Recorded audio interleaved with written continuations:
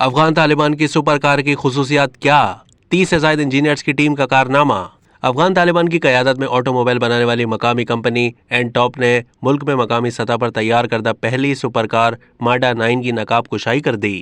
غیر ملکی media reports کے مطابق اینٹاپ اور مقامی افغانستان ٹیکنیکل ووکیشنل انسٹی ٹیوٹ کے 30 سے زائد انجینئرز کی ایک ٹیم نے نصف دہائی سے زائد عرصے اس ہاتھ سے تیار کردہ گاڑی کو مکمل کرنے کے لیے صرف کر دیے۔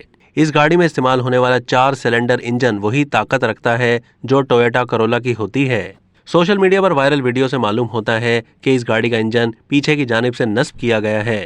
میڈیا رپورٹس کے مطابق اس گاڑی کی نقاب کشائی طالبان حکومت کے وزیر برائے اعلیٰ تعلیم عبدالباقی حقانی نے اینٹاپ کے صدر دفتر میں کی۔ اس موقع پر وزیر برائے اعلیٰ تعلیم عبدالباقی حقانی کا کہنا ہے کہ یہ گاڑی طالبان حکومت کی جانب سے عوام کو جدید مذہب کے ساتھ علوم مہیا کرنے کے عزم کا منہ بولتا ثبوت ہے۔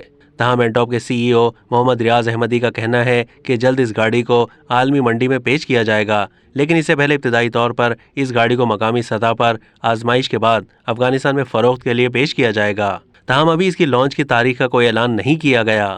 اب تک کے لیے اتنا ہی۔ مزید معلومات کے لیے ڈیلی جنگ کے یوٹیوب چینل کو سبسکرائب کیجیے۔